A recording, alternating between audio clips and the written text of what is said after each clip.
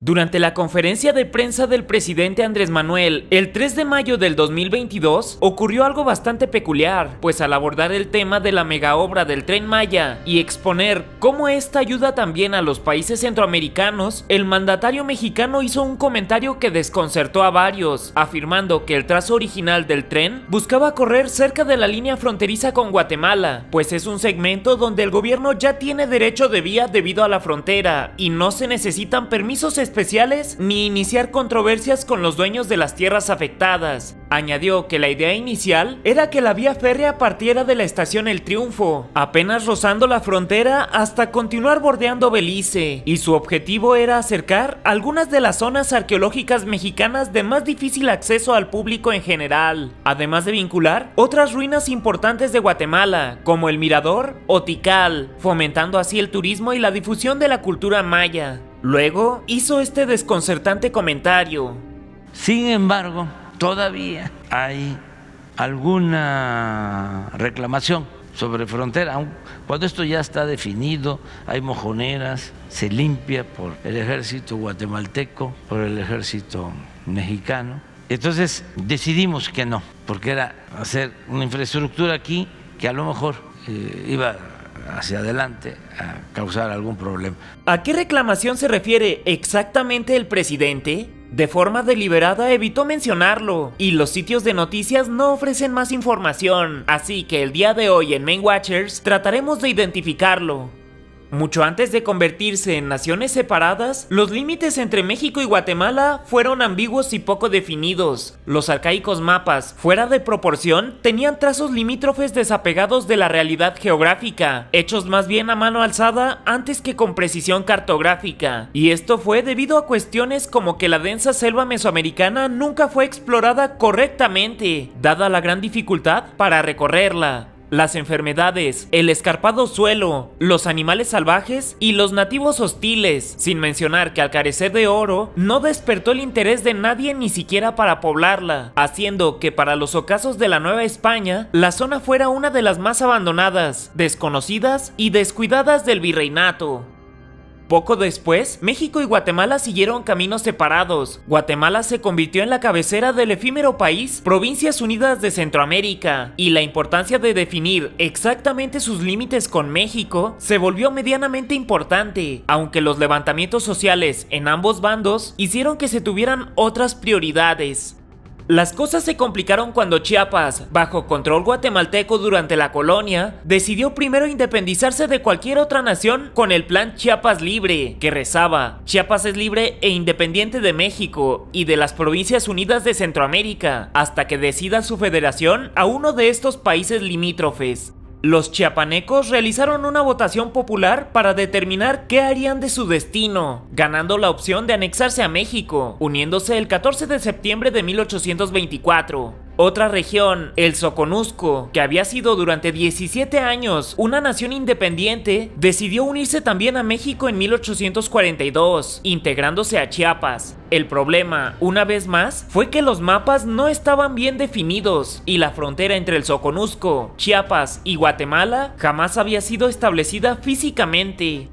Para 1880, el entonces presidente guatemalteco, Justo Rufino Barrios, que tenía un afán expansionista, reclamó al gobierno de México la devolución de los territorios de Chiapas y Soconusco, así como otras áreas que según el mandatario Chapín le pertenecían a Guatemala. El entonces presidente mexicano, Porfirio Díaz, respondió que iría a la guerra antes de entregar un centímetro de territorio nacional, y aunque las relaciones se tensaron a límites peligrosos, gracias al arbitraje internacional, se logró crear una comisión especial que determinaría correctamente qué le pertenecía a quién. Unas negociaciones de las que, por cierto, tenemos un video por si te interesa.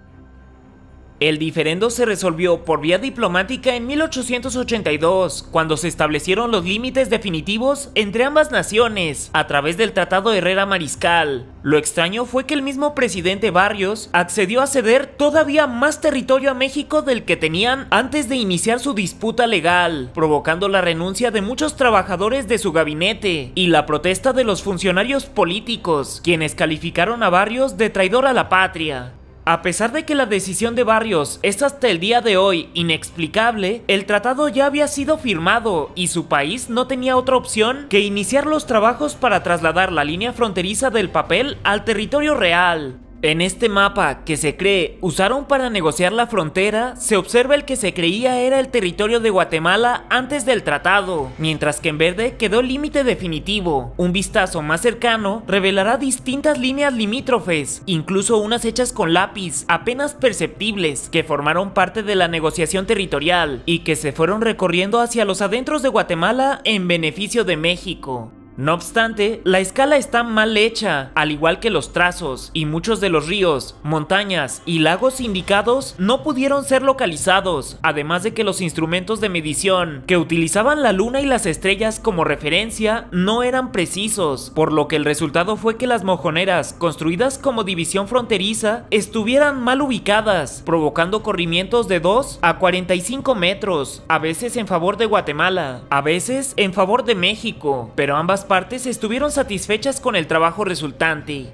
Sin embargo, el problema que indica López Obrador es sobre la línea fronteriza entre Campeche y Guatemala, donde aunque en este mapa está perfectamente definido, en este otro la cosa es diferente. Hay una zona de México marcada en naranja que, en las explicaciones dice, territorio del que México tomó posesión ilegal en 1889, aunque no explica de qué manera, siendo que los límites establecidos 7 años antes son el paralelo 17 grados 49 minutos, el mismo que en la actualidad, por lo que, suponiendo que la nota sea cierta, México no invadió ningún territorio más que el suyo propio.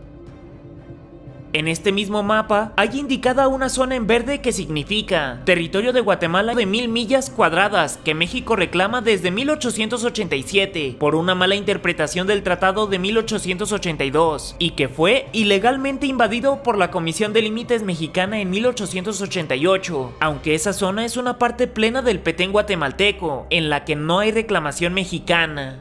Una última región indica territorio de Guatemala invadido por el gobernador de Tenosique con un ejército en mayo de 1894, aunque esa zona ya era para entonces mexicana y reconocida como tal por Guatemala, por lo que tampoco puede ser considerada una invasión. Los límites entre ambos países están perfectamente definidos con un desmonte de vegetación y monumentos que son cuidados por el ejército de los dos, límites en los que actualmente no hay reclamación, al contrario de nuestro vecino conjunto, Belice, cuya frontera con Guatemala está en una disputa internacional y por lo mismo aparece indefinida en todos los mapas. ¿Será que actualmente se busca mover la línea fronteriza algunos metros para ajustarse perfectamente a lo pactado en 1882, pero sin que se sepa públicamente? ¿O por qué otra razón se rediseñó la ruta del Tren Maya? Finalmente la última opinión la tienes tú, así que, ¿qué piensas al respecto?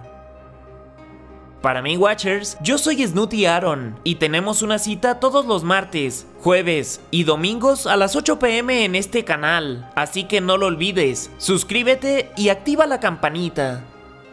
En esta sección donde pocos llegan, encontrarás todas las fuentes, créditos y referencias, por si gustas checar alguno. ¿Qué historia quieres que te cuente ahora?